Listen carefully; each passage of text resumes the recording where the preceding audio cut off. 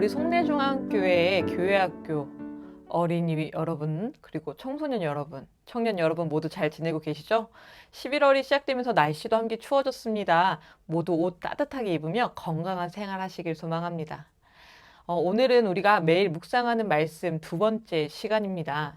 오늘 우리에게 주신 말씀은 역대하 3장 1절에서 17절 말씀이고, 특별히 큐티책을 보니 하나님의 능력으로 라고 하는 제목이 붙어 있습니다. 우리가 11월, 12월 동안 함께 말씀을 묵상할 것인데요. 그 첫 시간의 말씀을 하나님의 성전을 건축했던 그 말씀에 대한 묵상으로 시작하게 되었습니다. 특별히 오늘 말씀에는 하나님께서 솔로몬에게 명령하셔서 이제 시작하는 성전 건축에 대한 내용을 담고 있는데, 성전의 크기와 그 안에 들어갈 재료들, 양식들에 대한 설명, 또 특별히 하나님께서 거하실 지성소와 이 성전을 지탱하는 두 기둥에 대한 설명을 하고 있습니다. 오늘 본문을 살펴보면서 우리가 가장 먼저 눈여겨보며 기억해 보아야 할 것은요, 이 성전이 건축된 장소에 대한 의미입니다. 1절에 기록하고 있듯이 예루살렘 모리아 산에 여호와의 전이 건축되기 시작했습니다. 여러분, 이 모리아 산 많이 들어보셨죠? 모리아 산은 여러분들이 잘 알고 있는 아브라함과 이삭에 대한 말씀의 배경이 되는 곳이었습니다. 창세기 22장에 하나님께서 아브라함에게 이삭을 제물로 바치라 명령하시며 그 말씀에 순종해서 이삭을 데리고 그 제단을 쌓았던 곳이 바로 모리아 산입니다. 아브라함은 결국 그곳에서 하나님께 순종했고, 하나님은 그런 아브라함의 믿음을 기쁘게 여기시며 이삭이 아닌 하나님께서 준비하신 어린 양을 통해 제사를 드리도록 하십니다.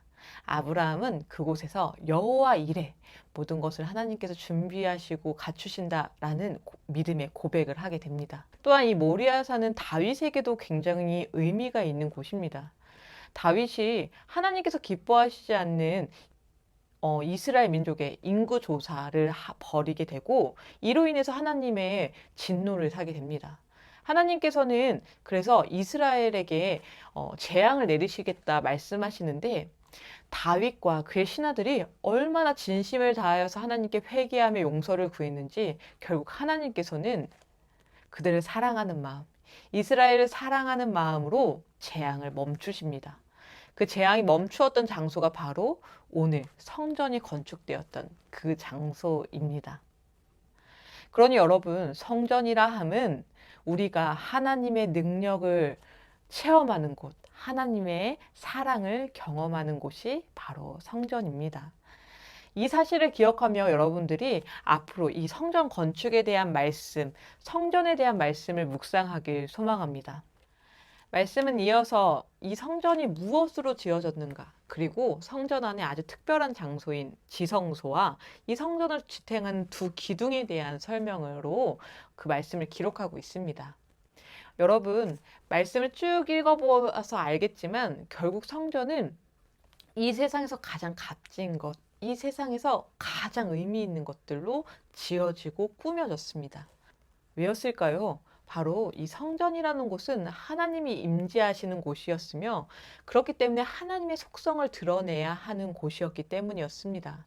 여러분, 그래서 우리는 오늘 말씀을 보면서 이 성전 안에 들어가 있는 재료들과 그것들의 의미에 대해서 조금 더 깊게 생각해 보아야 합니다.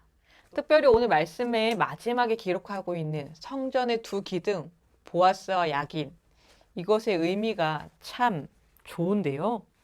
야긴은 그가 세우신다, 보아스는 그에게 힘이 있다 입니다. 여러분, 결국 성전은 하나님께서 세우시고 하나님의 능력으로 세워진 곳입니다.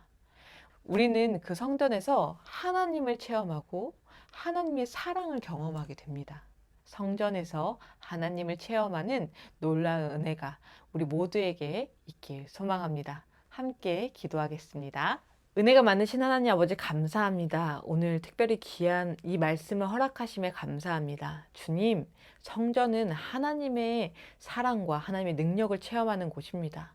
우리가 이 사실을 기억하며 하나님의 성전에서의 생활을 보다 더 의미 있고 귀하게 여길 수 있도록 인도하여 주시옵소서.